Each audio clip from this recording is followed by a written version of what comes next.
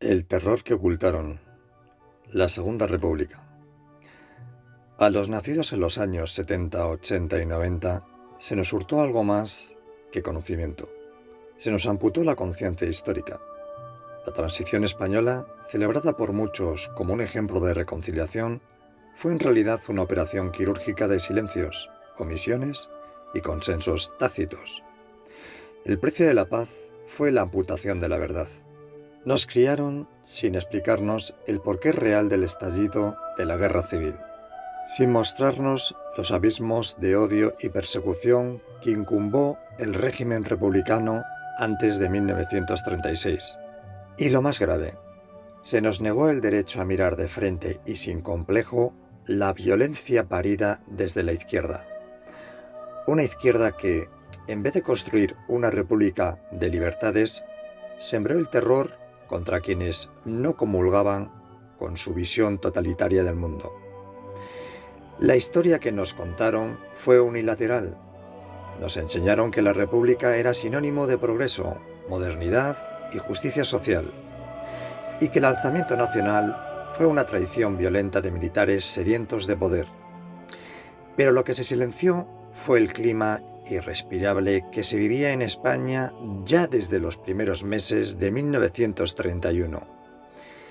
En apenas semanas se quemaban iglesias, conventos y colegios religiosos. Se saqueaban templos con impunidad mientras las autoridades miraban hacia otro lado o directamente justificaban los actos.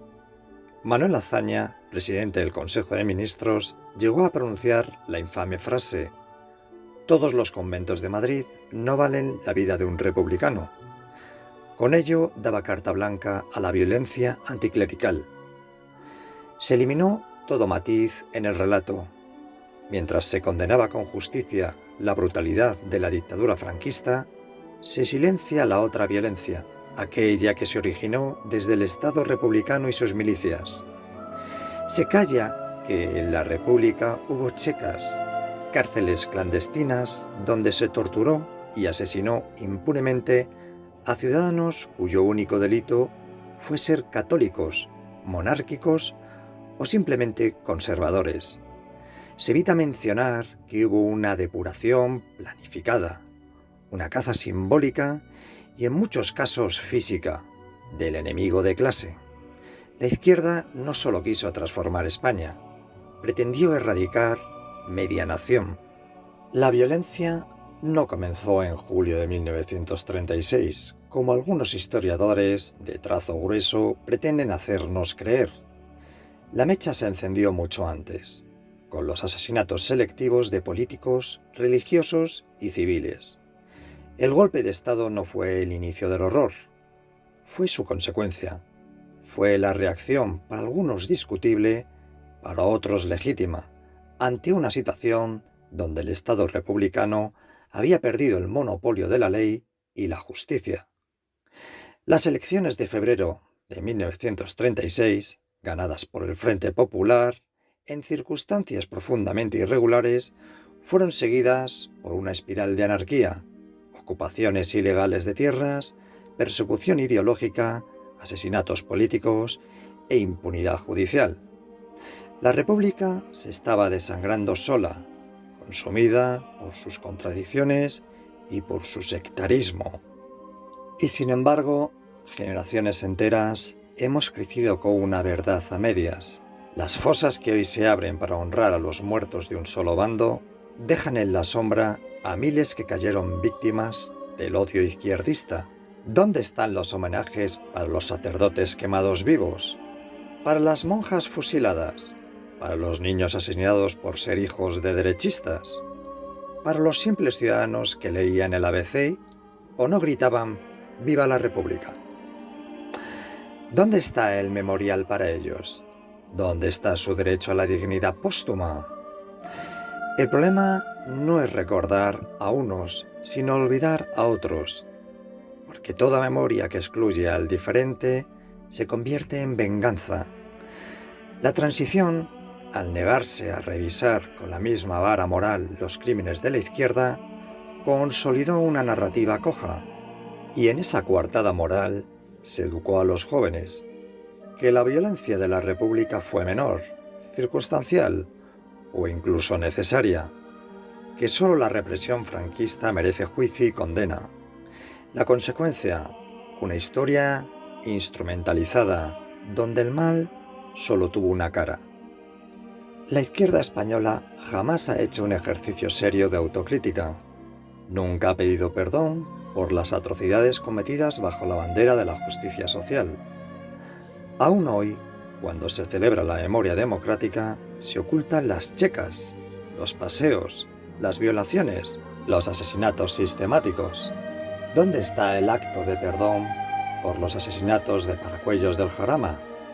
¿Dónde el reconocimiento de los miles de asesinados en la retaguardia republicana por el mero hecho de ser creyentes o burgueses? Lo que comenzó en 1931 fue, en buena medida, una revolución ideológica que despreciaba todo lo que no encajaba en su proyecto. Se trataba de imponer una nueva España borrando lo anterior, y lo hicieron con odio, con saña, con un desprecio que recuerda al terror jacobino de la Revolución Francesa. No fue solo un proyecto político, fue una maquinaria vengativa. La Real Academia de la Lengua Española lo define con claridad. Genocidio es la eliminación sistemática de un grupo humano por su religión, ideología o identidad. Por tanto, ¿cómo no calificar de genocidio la intención manifiesta de exterminar lo religioso, lo conservador, lo católico en aquella España? Hoy que se proclama la pluralidad y la inclusión, se excluye sistemáticamente a los muertos de una parte. Y se reescribe la historia con el puño de la ideología, negando que aquellos que se alzaron lo hicieran por miedo, por dignidad, por defensa propia. Porque sabían que, si no lo hacían, serían exterminados, no por sus armas, sino por sus ideas, sus creencias y sus apellidos. La dignidad de un pueblo empieza por el derecho a la verdad. No hay justicia en la memoria amputada, y lo que se oculta se repite. Lo estamos viendo. Se reabren heridas sin cicatrizarlas del otro. Se manipula la historia para justificar la venganza del presente. Pero nosotros, hijos de la transición, tenemos derecho a conocer lo que nos ocultaron, a decir que también nuestros muertos valen, que también nuestras familias fueron perseguidas, o que también simplemente que nuestras lágrimas fueron injustas. Porque la historia de España no puede seguir siendo el relato de una mitad contra la otra, y porque la memoria, si quiere ser digna, debe ser completa. Honor y gloria a los caídos por su fe, su patria y su dignidad. España en la memoria.